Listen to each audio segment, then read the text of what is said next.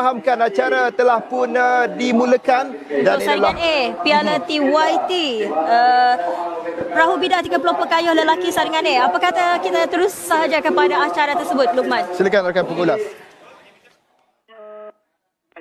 Masih 200 meter diikuti rapat oleh perahu yang mengangkat ke-16 Warisan Gemilang berada di kedudukan belum dapat kita pastikan kedudukan. Pemandangan ini adalah permulaan bagi acara 30 ini yang akan kita saksikan. Kalau kita pastikan untuk perlombaan sebelum ini, di mana di pangkalan semboyan itu penentu bagi mereka menentukan kedudukan bagi acara setiap acara yang dipertandingkan.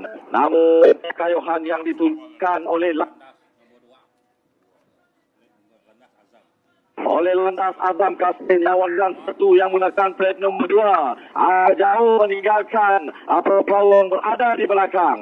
Namun berada sedikit di belakang itulah perahu yang menggunakan plat nombor 16 Bintu Luput Warisan Gemilang. Ini berada di kedudukan yang kedua. Manakala sedikit harapan menggunakan plat nombor 14 Torak Berjaya kini berada di kedudukan yang ketiga. Bersaing hebat dengan perahu yang menggunakan plat nombor 18 Lembaga Kemajuan Bintu BDA 10 yang berada di kedudukan yang keempat. Namun harus kita perhatikan juga di mana cukup selesa berada di hadapan. Itulah dia Landas Azam Kasih Nyawalan 1 yang menggunakan plat nombor 2 agak selesa berada di hadapan, meninggalkan agak jauh perahu yang berada di belakang. Namun harus kita perhatikan penentuan di tempat yang kedua, ketiga, keempat juga tempat yang kelima. Di antara dua buah perahu, Berjaya memintas perahu yang menggunakan plat nombor 18 Lembaga Kemajuan Bintu BDA yang ke-10 menggunakan plat nombor 18 ini berada di kedudukan yang kedua, diikuti rapat oleh dua buah perahu yang menggunakan plat nombor 16 Bintu Luput Warisan Gemilang dan juga perahu yang menggunakan plat nombor 4 Torak Berjaya. Inilah dua buah perahu penentuan di tempat ketiga dan juga tempat yang keempat.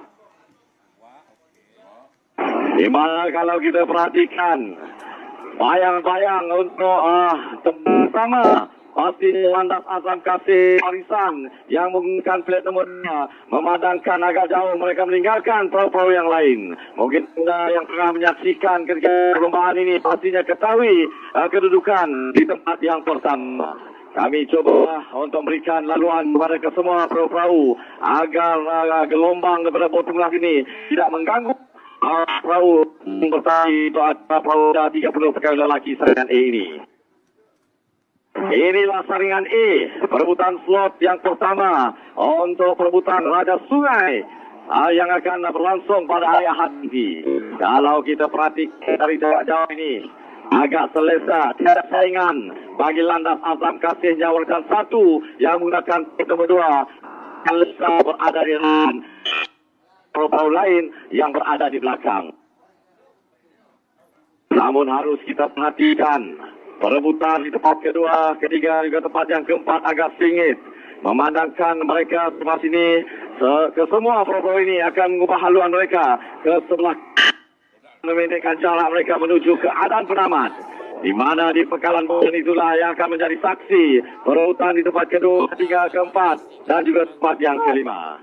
Kalau kita perhatikan di hadapan, masih lagi unggul berada hadapan. Itulah dia Landas Azam Kasih Nyawalan 1 yang menggunakan plat nomor 2 agak jauh meninggalkan perahu-perahu yang lain. Manakala mereka yang tidak memutuskan semangat mereka untuk berkayuh, adakah perubahan kedudukan akan berlaku apabila mereka melepasi pangkalan Kamboyan?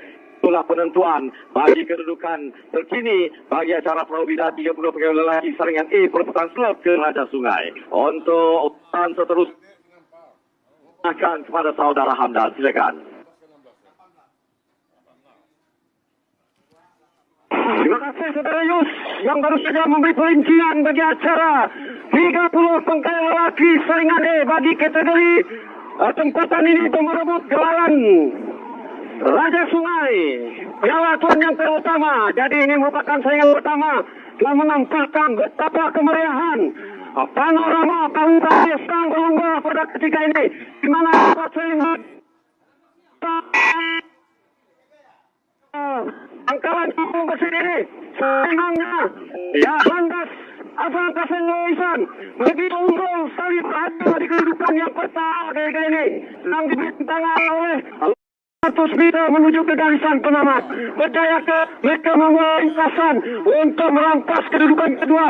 Kemungkinan akan gagal kerana ternyata pada ketika ini landas Azam Kasino Warisan berjaya mencecah garisan penamat bergelar juara. Manakala di kedudukan yang kedua pula Lembaga Kemajuan Bintulu ataupun BDA, dan di tempat yang ketiga pula adalah UDA.